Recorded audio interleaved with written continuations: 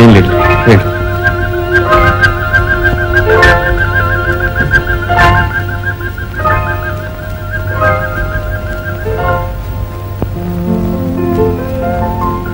Good night daddy. ఏరా మోహన్, నువ్వైనా చదువుకుని బాగుపడాలని లేదట్రా? లేకేమన్నయ్యా, 1,00,000 కోరికలున్నాయి, కానీ నెరవేరేదెట్లా? నెరవేర్చుకోవాలి. లేకపోతే మనిషికి పశువుకి గల తేడా ఏమిటి? భగవంతుడు మనకు ఆలోచించుకోవటానికి బుద్ధి ఇచ్చాడు కనుకని మన కోరికలు నెరవేర్చుకోవటానికి ఉపాయం ఆలోచించాలి, తగ్గ అర్హత సంపాదించాలి. ఒకప్పుడు మన స్థితి బాగుండేది. ఆనాడు నేను చదవకపోయాను కనుకని ఈనాడు రిక్ష అలాగే గతి పట్టింది. తమ్ముడు తమ్ముడు, ఇంతకాలం నువ్వు ఎలాగో చదివి ఒడ్డు దగ్గరికి చేరుకున్నావు. ఇక 2 నెలల్లో గట్టెక్కుతావు నాయన, 2 నెలల్లో గట్టెక్కుతావు. చదవాలి లేక కాదన్నయ్య, ఫీజు కట్టలేకపోయినరా, చదివి మాత్రం ఏం లాభం చెప్పు. శుక్రవారం ఆఖరి రోజు. శుక్రవారం, మంగళవారం, మంగళవారం. మరి ఈ మాట నాకు ఇంతకు ముందే ఎందుకు చెప్పలేదు? చెప్పినా ఏం ప్రయోజనం? ఈ స్థితిలో నువ్వు మాత్రం ఏం చెప్తావన్నయ్యా? ఏం చేస్తాను? చూపుకొని మానవులు తలుచుకుంటే ప్రపంచాన్ని ఉపయోగించదు. నీ పరీక్ష కావాల్సింది 200 రూపాయలేగా? అవును, 200 రూపాయలు. కానీ నువ్వు ఈ స్థితిలో ఏ సాహసం చేయడానికి నేను ఒప్పుకోను. నువ్వు బ్రతికి బాగుంటే బ్రతుకు. అరే మోహన్, ఏమీ చేయలేని బ్రతుకు సాగుతో సమానంగా. చచ్చైనా సరే తలపెట్టిన కార్యాన్ని సాధించిన బ్రతుకు, అదే అసలైన బ్రతుకు. నువ్వు వెళ్ళి చదువుకో.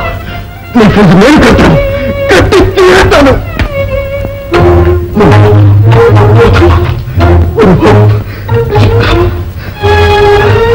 మంగళవారం, బుధవారం, గురువారం, శుక్రవారం.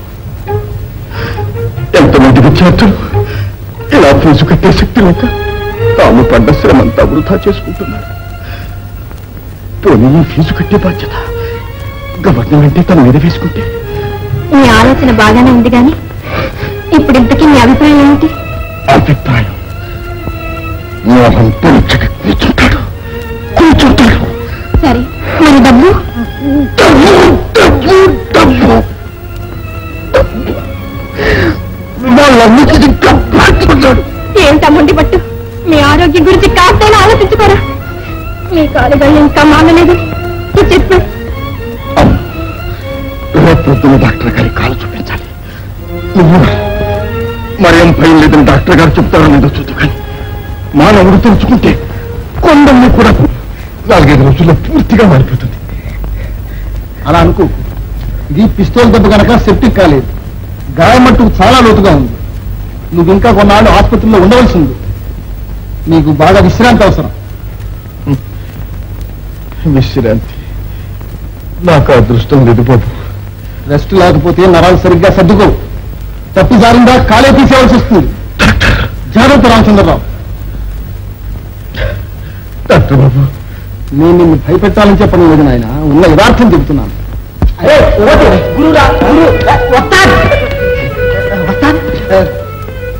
ఆసుపత్రి నుంచి ఎప్పుడు వచ్చారు వస్తా? నిన్న వచ్చాను రా. ఎట్లా ఉన్నా? ఈడికా పోతులా ఉన్నాడు. ఈడికే గురు, నీకు ఎలా ఉంది గురు? ఎలా ఉంది వస్తా? భద్రం వస్తా, భద్రం. పర్వాలేదు, కాస్త నయం ఉంది. అదేంటి గురు, కట్టింగ్ కావాలి? ఏది చూడండి.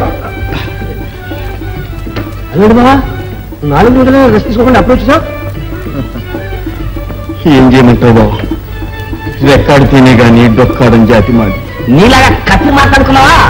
లేకపోతే చార్షా తీసి అనుకున్నావా? గవర్నమెంట్ రా చేతగానే సంగతున్నారా? ఇదిగో బాబా, నీ మొండితనం నాకేం నచ్చలేదు.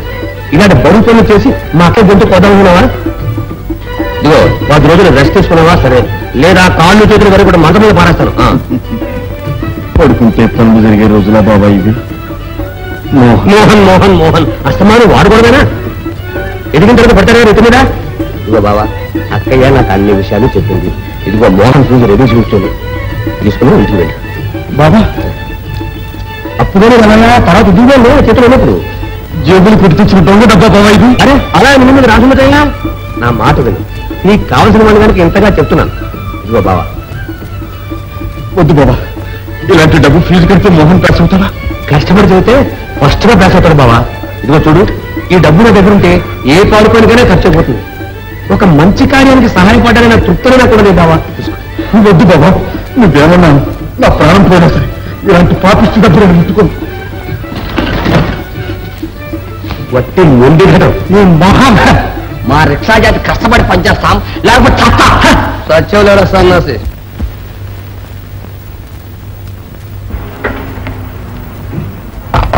ఏమిటి? ఈ పోలీసు ఉద్యోగాన్ని నేను మానుకుంటున్నాను. అది నా రాజీనామా పత్రం. ఓహో, రిక్షారాముని నేరస్తునిగా నిరూపించి అరెస్టు చేయదలుచుకున్నావు, అప్పుడే రాజీనామా ఇచ్చాను. నేను నిరూపించడం దేనికి? ఆ రోజు వస్తే అదే రుజువు అవుతుంది. నిజాన్ని కప్పిపుచ్చగలరు కానీ నాశనం చేయలేదు. మీకు ఆ రిక్షా వారి మీద ఉన్న అభిమానమైన నా మీద ఉంటే అదంతా అనవసర ప్రసంగం. నేను రాజీనామా అంగీకరిస్తాను. ఇక్కడ వెళ్ళదు.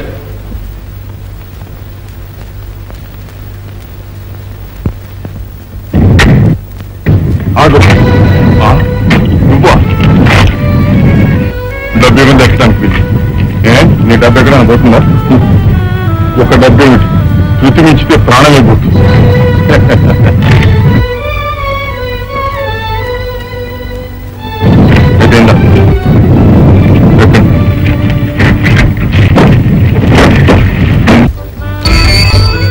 ఏ రాము అలా ఉన్నావే? పిస్తోల్ డబ్బు ఇంకా మారలేదు. డాక్టర్ గారు కాలు కూడా తీయాల్సి వస్తుందేమో జాగ్రత్త. అయితే ఇంకా రిక్ష లాగడం ఎందుకు? మా తమ్ముడు పై ఫీజు కట్టడానికి వేరే మార్గం లేక. ఎంత కట్టావే? 200 రూపాయలు. చూడు, నీ ధైర్య సాహసాలకు నేను మెచ్చుకున్నాను. నీ తమ్ముడు స్కూల్ ఫీజే కాదు, నీకు కావాల్సినంత డబ్బిస్తాను. నువ్వు మా ముఖాలు చేయకు. నీ దొంగ డబ్బు అక్కర్లేదు, ఆ మిత్రు కూడా అక్కర్లేదు. పౌరుషం మటుకు చాలా ఉంది. ఏమైనా సరే ఇదిగో, మా రహస్యం బయట పెట్టకుండా దాచినందుకు నేను చాలా సంతోషిస్తున్నాను. నేను చాలా విచారిస్తున్నాను. ఎందుకు? ఎందుక నా పెళ్ళాం బిడ్డల ప్రాణాలకి ముప్పురేస్తానన్నా. అందుకే నోరు మూసుకుని ఊరుకోవలసి వచ్చింది. లేకపోతే నేనే మిమ్మల్ని స్వయంగా ఒక చేయి చూచుండేవాడిని.